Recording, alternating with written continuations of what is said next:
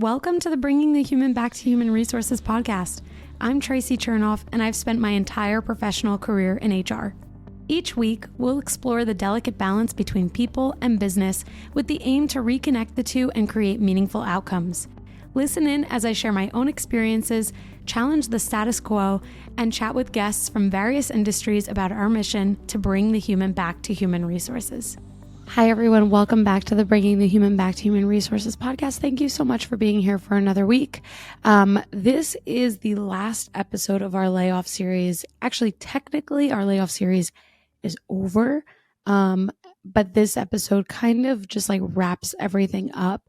And actually, if you've been here a while, and I mean a while, you might remember when I talked a little bit about this. So what I'm going to be talking about today, and actually with the help of someone that I went to college with actually who has been experiencing this, is ghosting, and specifically ghosting in the interview and recruitment process. And actually, I spoke about this, I think it was 2021. It was episode 42. I had to dig up the archives. I talked about ghosting and how it's really not cool. And my friend, who you'll hear from in a moment, shared some voice messages, I should say, around her experience. So Hannah, thank you so much for sharing your story. Nothing personal will be shared. No details around like specific jobs or anything are going to be shared, but you'll hear from Hannah in a moment through these recordings. And I'm sure that many of you, hopefully not, but many of you either have been affected by people who ghost during the interview process or have ghosted you during the interview process, or maybe you know someone who has been ghosted. Hopefully you are not the ghoster. Of course, before getting into this, I should preface by saying, interview processes, of course, like they can be lengthy. There are a lot of applicants. A lot of people are searching for jobs right now, but that does not mean that ghosting is okay. In fact, I don't know that there's ever a time when ghosting is okay, unless maybe there's like an extreme where the person is, I don't know, harassing you or something. But if you are on the recruiting side of the table, just reply to someone, just let them know that they're no longer in consideration or in the running for that role, or just say, hey, we actually don't have an answer right now, but we'll get back to you when we can. I was really shocked to hear some of the anecdotes that you're about to hear from Hannah. So without further ado, I'm going to play these audio messages. And, hopefully this will allow us to learn from Hannah's experience and also reflect either on our own personal experiences or reflect and learn from the ways in which we should treat people in the interview process. So here we go. Hi, Traci. So this is a voice note just to share about my experience job searching this time around. So I've been ghosted about 3 or 4 times now, and it is absolutely torturous.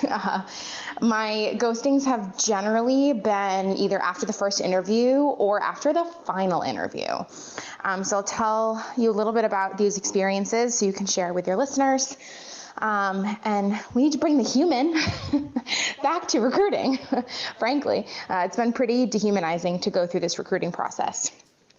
So I was laid off in August of this year. I was in a non-working notice period since June, and then was formally laid off in August. And I've been in the workforce for about 9 years and have spent most of my time in human resources, learning and development, coaching, program management. And my last job was in talent management and program management, doing a little bit of L&D. And I do have a master's degree and a great deal of experience with public speaking and running training programs. I've been generally looking for similar type of work in talent management, program management, and even HR business partner work. And I don't know the exact number, but I've definitely applied for over 50 jobs. And there have been a few that have ghosted me, which have really surprised me. So the first one, I'm not going to name any employer names, but one of them is a national organization on the stock market with over 30,000 employees nationwide. I had applied to a talent management role with them, and they had filled the role I applied for, but invited me to apply to a different but related role. I went through the screening process. I met the hiring manager. I met some peers. I met other folks in the team. I actually went in person once for my interviewing process. I met 4 people in person. I met at least 4 people over Zoom. I probably went through interviews with about 10 or 11 people total. And I never heard back from them. I followed up for weeks. After moving the recruiting process pretty quickly, they just completely stopped emailing me and stopped answering my email requests for updates. Very surprised because I was invited to apply for this role, and the recruiter had been in her role for over 8 years doing recruiting. Unbelievable. I finally, after about 4 weeks of following up, got an email that they had gone with another candidate. Second process was with a local to Boston organization, but a nationally recognized brand. Interviewed with the recruiter. I interviewed with the hiring manager the next day. I had a panel interview the following week. Everything moved really quickly. I was getting regular emails from the recruiter, thanking me for my time, letting me know that there would be updates. She was putting smiley faces in her emails. We were very friendly. I had the feeling that everything was going really well with that, and I've heard absolutely nothing. The last email I got from the recruiter was almost 3 weeks ago, and it was you'll get an update next week with a smiley face. And she sent me 2 of those that week. Then I interviewed with a world-renowned higher ed institution in Boston, and they actually headhunted me for a role. And I went on campus twice.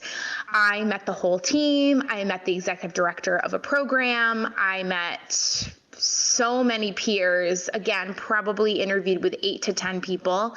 And I sent a really nice follow-up email. She wrote back, said, you'll hear from us next week with an update. Be sort of left hanging for a few weeks and then told no thanks. So I started to look for contract work just to really fill in this gap. I'm afraid to have a resume gap of more than 6 or 7 months. I'm afraid of what recruiters will think if I start job searching again for full-time work in January, February, with just this really long gap. If you have any follow-up questions, I am happy to share. I also give you all of my permission to share my name and my voice on your podcast. So if you need anything else, let me know. Thank you for bringing attention to this issue with your audience, and I hope that your listeners get something out of this updated episode. All right, everyone, that was Hannah. Hannah, thank you so much. It's really hard to be vulnerable and to share, experiences that are like this, where, as you put it, I don't exactly know what will be added or trimmed during the editing process, but I'm going to recap what you've said. I took notes, but you shared that you have almost 10 years of working experience and a plethora of experiences on your resume and a really vast background for all of these jobs that you applied for, and that you're pretty surprised that you haven't really heard back and haven't gotten the communication that you deserve. And it is really surprising. I don't know if the video of my reactions will be in the editing of this episode, but I was rolling my eyes and expressing shock, because hearing some of what you've experienced is so blatantly disrespectful and so out of control. I wish that I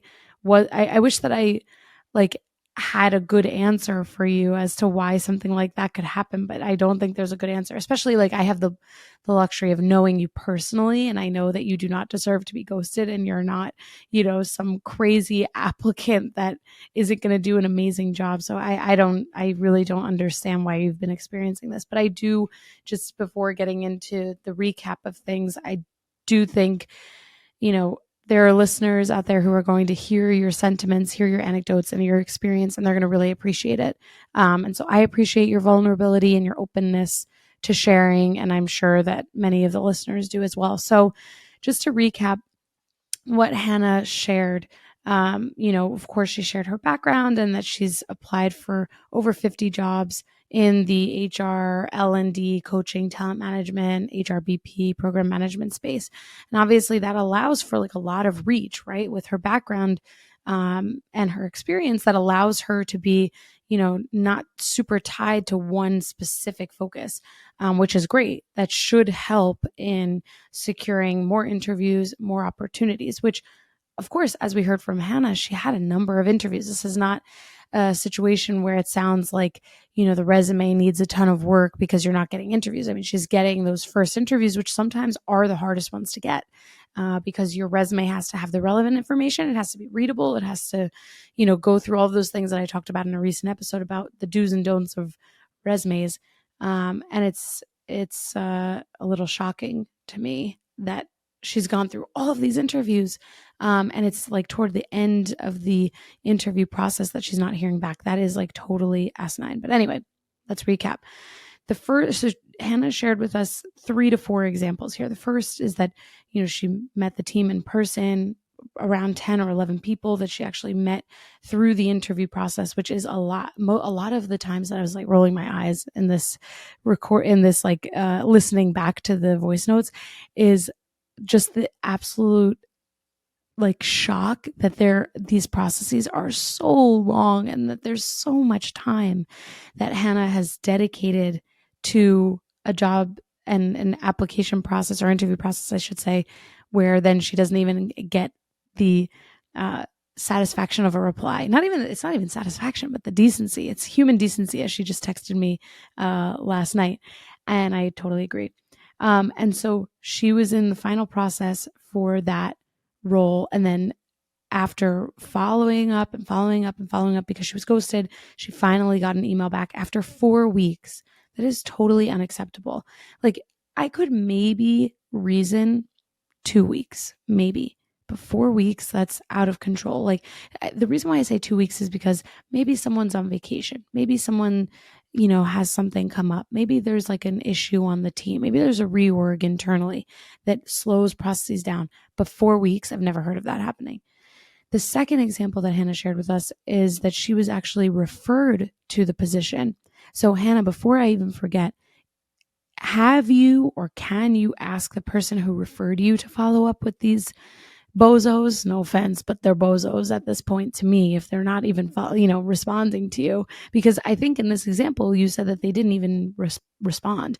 So anyway, before I go, I'm going to table that for 1 second. Let's leave the bozo part for the end here. But Hannah said that she did a panel interview. She met with individual people on the team more than twice.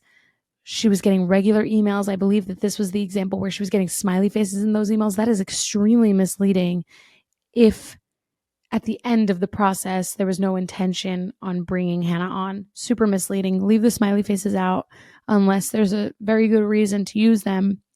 And that is that you're going to hire this person. And Hannah said that she had a great feeling, that she really felt like she was getting this job. And it's been over 5 weeks since the final interview, and she's followed up weekly, which I think that's a great best practice. If you're not hearing back, keep following up. Even if you are hearing back, just keep following up. You should absolutely continue to be a name that these people see in your email. And this is just general feedback for everyone. No matter what, whether you're ghosted or not, keep sending those follow-up emails. But going back to my question for you, Hannah, if someone on the inside referred you for this job, not that you would even be interested at this point, but maybe you would be, considering it's been more than 6 months that you've been unemployed, can you ask them to follow up on your behalf? I will tell you very candidly that although I'm not on the recruiting side of the fence in any of the companies that I've worked for, I have had more than 5 experiences that I can think of like immediately where someone was referred, and for whatever internal reasons, the process was a little slow, whether it was because of reorgs or just like, busy times of the year. And maybe it was like a week or so since someone had heard back. And the person that referred that candidate would ping me and the recruiting team, but generally would ping me because tend to be in more of a business partner capacity. And I tend to respond fairly quickly. And that would get the ball moving again. So if you haven't, and maybe even if you have, ask your person on the inside to follow up and find out what's going on, and maybe they can give some feedback too. Because actually, the biggest thing for me in this example is that you were a referral. You should be treated like every interviewee, every candidate should be treated the same way and with 1000% respect, right? But when someone is referred, I should say, and when someone is referred, because it doesn't negate all of those other things that I said, when someone's referred, they tend to get a little bit of extra special treatment. They get the VIP services, if you will. And it doesn't sound like you've been getting the VIP treatment. So I would definitely use your person on the inside to talk to these bozos. I'm bringing that back because these people are bozos. And I don't know, maybe it'll make a difference, and maybe you will hear back, and maybe it'll be great news, and maybe you'd consider working for them, or maybe it's just an opportunity to have some closure on that experience. The third role that Hannah referenced was a higher ed position where she was invited to apply. And actually, I think this was the second example. Yes, because the first example that I just recapped, I see it in my notes here. She was invited to apply for and was ghosted. That's insane. I've never heard of such a thing. And then this third example in the higher ed position, she was also invited to apply. And these are headhunters or, professionals who seek out and source talent for these roles. And it tends to be in a private capacity either before a role is posted or when a role is posted in order to find the best talent as quickly as possible. And Hannah said that she was meeting these people in person. She met around 8 to 10 people and then nothing. And then the fourth example, consulting agency, there was a quick turnaround with the interview process, but then there was ultimately no response. What is going on? Like, wellness check on these interviewers and these recruiters. Either everybody recruiting and like doing this ghosting needs to be fired, sorry but not sorry, or they really just need to fundamentally think about how they treat people. I can't help but think that there has to be some correlation to all of the layoffs that happened in talent acquisition over the last couple of years and the lack of professionalism that Hannah specifically has experienced here. Like, is there a shortness of staff in these companies? Are they like demoralized because maybe the team is smaller? Because to remind you, there were a ton of layoffs even this time last year in talent acquisition specifically, which made no sense because there are always jobs. And as we see, even when people are going through layoffs, like major companies go through layoffs and they still have jobs to fill. So that's all I can say. Hannah, I wish that I had better advice for you, but it sounds like you're doing all of the right things. It sounds like you've done everything that you could possibly do to get the outcome that you want. And I hear what you're saying. You've been laid off 3 times in the last 6 years, and that you've never been unemployed for more than 3 months, which is amazing. It's certainly not the norm. Many people, especially in 2024, in recent layoffs, have experienced, not recent layoffs, but in the last year, let's say, have been unemployed, I should say, for up to a year, sometimes more. I just recently read that statistic and I cannot remember where I read that, but I will see if I can find it for the show notes. So that is not to inflate your sense of safety and stability, because I know that probably isn't even possible considering you're actively trying to find work, and you don't feel that sense of comfort because of all of these experiences that you've outlined for us. But I do think, that 3-month turnaround for finding a job is probably like your pie in the sky. Like, that's an amazing achievement. And being unemployed for 6 months is probably more typical, especially unfortunately, in HR, in an industry that sometimes, or in a profession sometimes, that tends to be cut first. Not always, right? Like, we see HR obviously being sometimes on the delivering ends of these messages, but when businesses look to trim areas of their organization, sometimes these internal departments tend to be cut. So it can be very challenging, especially L&D. Also, L&D and talent acquisition. I don't really get it because, when you don't have active development of your organization, there's going to be a slowing of progress. But anyway, I'm kind of like diverting from the subject matter here, but all of this to say, your recommendations are great. You said two things. You kind of like cut yourself off at the knees because you thought that these jobs were going to work out, so you stopped applying, and you said to yourself, and you said to the listeners, don't do that. Keep applying, put yourself first. Just because something feels like it's going in the right direction doesn't mean that it's going to 100% land. Like, just keep going. Fully agree with that. And the second was that looking for part-time work is a great next step in the event that someone does experience unemployment. And you shared also, some personal examples of Massachusetts unemployment and where unemployment services tend to fall a bit short. And that is, I was shocked to hear less than a third, and that I know that there are income caps, but the earning on your income being limited, it's so tough, right? Because we want people to work. Like, we want people to get the unemployment that they need in order to sustain their lives. We also want them to be able to go out and work. So it kind of feels like a contradictory message. It's like, here's unemployment to keep you on your feet, and a check to keep you on your feet, but also don't make too much because otherwise the check's going to stop. So, work a little bit. Like, that doesn't really help anybody. I don't know. Maybe I'm recording this before 6 a.m, so maybe you're catching me at a bit of a sassy time. I don't know, but like, it just, something here, like with the ghosting, this is a trend that just does not make sense to me. What I will say, also coming back to this being unemployed for 6 months and you don't want it to look like you have this big gap on your resume. This might be where I offer some advice that either you maybe have considered or haven't.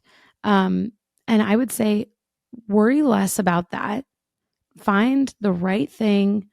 I think looking for consulting work, looking for part-time work, looking for, anything that's freelance, contract work, anything like that is a good idea. It's going to keep your knives sharp, your skills sharp, and it's going to keep you in the actively searching pool, right? Like, the more people you meet through the processes, like the more work that you do, especially on the contracting side, the more connections you're going to make if you look at things like that. And I would say on your resume, I mean, it's the middle to end of November that I'm recording this. It's actually basically the week leading up to when this episode's coming out. If you think about it, I shared in the layoff series recently that a lot of layoffs tend to happen around this time. It's like, many organizations are in their fiscal year Q4 and the calendar year Q4, but they're in their Q4. They don't have a ton of time to inflate sales or inflate revenue. And so in order to have an appearance of a stronger business or stronger business results, they cut and they do layoffs in order to have this, I don't want to say appearance, but really put on this presentation that the business results are maybe a little bit stronger than they are. This is the way that I see layoffs happening in Q4 personally. And so one thing that works in your benefit here is that if you do have a gap, let's say you don't find anything through between now and the rest of the year, highly possible, right? Because to your point, there aren't a ton of jobs because people are going through layoffs. Companies are trying to kind of, tighten the belt and batten down the hatches and keep costs low through the rest of the year. You can say, on your resume, it's fine to show a gap. A recruiter's going to ask you, or, a hiring manager is going to ask you what happened with your last job. You have a gap in your resume. They might ask. Not everyone asks about gaps because 6 months is not even that much time. Personally, I don't think. you can say, listen, I was unfortunately laid off. I applied for a ton of positions and I was invited to interviews and I had some great luck, but I didn't really find what I was looking for. And so I decided to take some time to reflect on what it is that I'm looking for in a role, what it is that I'm looking for in a culture and an organization. And so I kind of took the end of the year off. I kept my skills sharp. I did all of these things. I volunteered. I worked as a contractor. I did freelance, whatever it is that you end up doing with the rest of your, let's say, the next 6 weeks through the rest of the year. I think that's a really good story or example of how you potentially frame your gap in your experiences. If I were interviewing you and I asked you that question and you responded to me with that, I think it would make perfect sense to me. That someone, you could even reason with them and say, listen, I don't know about so and so company or whatever company you applied for. I don't know about so and so company, but there weren't a ton of jobs posted at the end of the year, and I took the opportunity to just take the time to reset, reflect on what I need, make sure my resume was sharp, and specifically fine tune where I was applying. So with that, my second piece of advice is potentially to apply a little bit less and more selectively. I used to, like, when I was like in between, not in between jobs, because I always like went from one to the next. But when I was like in between experiences where I was like at a company looking for something else and then applying and then eventually going to that other company, in the beginning of my career, I LinkedIn easy applied to everything. I was like, oh yeah, click, click, click, submit, submit, submit. I applied to everything. And it didn't really serve me well. I would say that knowing you're probably like tracking where you applied. You're probably like, finding out who's hiring for the position. Like where does the position sit in the company? Like you're probably very detailed and thoughtful about your applications. However, I will say maybe something to do either through the next 6 weeks or even at the start of the new year, if you do try to take some time to just focus on like a contracted role or part-time role while you're looking for something full-time, is to really be very, very specific about where you apply and focus your energy on connecting with people at that organization, finding more people on the inside who can refer you for roles, and doing your best to be as tailored as possible. I know it might sound counterintuitive because, statistically, you'd think the more places you apply for, the more interviews you get. Not necessarily. I think where we put our energy is where we tend to get something back, like a return on that investment. And certainly you might have done that with 50 jobs. You might have said, I like all of these 50 jobs. This is a specific application for me, putting a lot of effort into it. And that's totally fine. If that's the case for you, then you keep doing what you're doing. If you were kind of just like clicking and applying for everything because you're like, holy crap, I need a job, I would reset your approach, try taking a different approach, specifically applying for these very individualized jobs that are specific to what you really want to do, and then spending whatever extra time you might have from not applying to a bunch of jobs to really specifically reach out to the right people, trying to get connected. You're never going to waste time by building relationships with people, by connecting, by networking, however you want to frame it. You'll never waste time. If you're spending an hour every day on LinkedIn trying to form a connection or a community within your industry or within a particular subset of industry, you're never wasting your time, because you really honestly never know who you could end up working for, who you could end up working with, who you might have a great interaction with, who's like, you know what, we should give this person a shot. Like, they reached out, they're very proactive. Let's see how it goes. So I think those are probably the two pieces of advice that I have for you. And hopefully for the listeners, they are walking away, maybe even reflecting on their own experiences if they too are in a position where they're actively searching for a role. And I think I've said it before on the podcast, and this is probably my final point. I always say that, and then it's never my final point, but nevertheless, is that resume gaps are way more normal now since COVID than ever before. I like when I work with resume clients who have resume gaps or gaps in their resume, I should say, I'm never concerned about it. Either if it's like more than a year, we like put pen to paper and we call it something. Either it's a personal time away or it's, a career gap for reflection on the future of your career, whatever it is, like taking care of family, being a caregiver, whatever it is. Like after a year, yeah, we probably should put some context there. But from the clients that I've worked with who have gaps in their resume, I have not yet heard that it's been an issue for them in the interview process. I think that just generally people get it more now than before. So I wouldn't worry too much about that. Lean into it. And maybe you do consider taking the rest of the year to just kind of like cleanse yourself of these negative experiences, because it's a lot. You've shared with me 4 very real experiences where you have put in a ton of time and effort, and time is money. It doesn't matter that you're unemployed and you quote unquote have the time to interview. I do not care. We are not in the business of wasting people's time. This is not okay. So you might need to like do a cleanse. You might need to do an interview, job search cleanse. If you can, I know like from a financial standpoint that, requires a lot of, flexibility on your husband's part too. I guess it really depends on your financial situation, but do whatever you can to find some part-time work, find a contract role.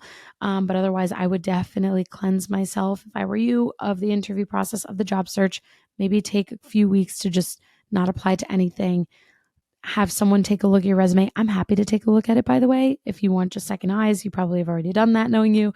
And start off fresh in the new year, where there hopefully will be a lot of jobs posted. Because again, I think Q4, companies are trying to make their end of year results and their full year to date results look as best as possible. And so we see unfortunately, a lot of layoffs at this time. But generally, I think in Q1, we also see a lift in job openings. So we shall see.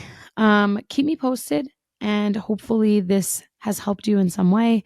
And for the listeners who can relate, or maybe someone who can benefit from this, please, feel free to share this episode, like it, review it, give me a rating, share your thoughts with me in a DM on Instagram, or send me an email at contact@hrtraci.com. I really appreciate all of the feedback always over the years. And Hannah, best of luck to you. I will be in touch. Of course, I'm probably going to text you right after this since it's more of a reasonable hour now. And everyone, thank you so much. Just to kind of look ahead for a couple weeks, we have a guest episode next week. And then the episode after that is actually the last episode of 2024. I'm taking a few, I think 3 or 4 weeks off. So the last episode will be in 2 weeks.